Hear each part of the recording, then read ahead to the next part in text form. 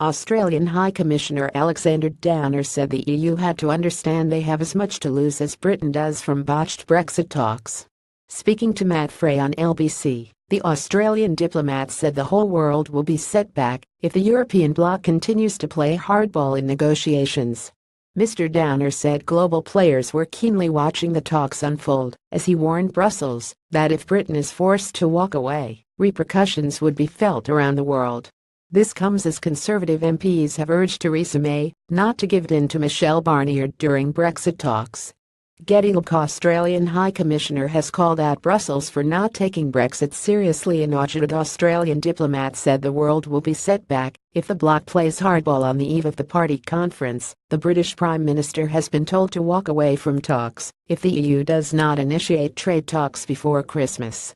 According to the reports, the MPs say Britain has nothing to fear from an ideal scenario and must not be held to ransom by the EU. Matt Frey quizzed the Australian diplomat, who has been a strong advocate for a free trade deal between his country and the UK after Brexit. Frey pointed out there are pretty high stakes for the EU. We were the second biggest economy, the second biggest contributor to the EU budget. We created a balance between Northern and Southern Europe. Mr. Downer echoed this argument during his interview on LBC, saying that the EU should not withhold trade talks for the sake of it.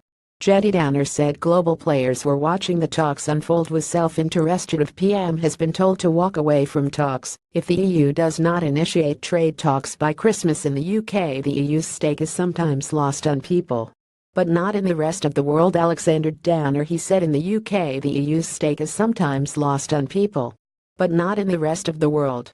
The UK and the EU represent a very large economic entity worldwide.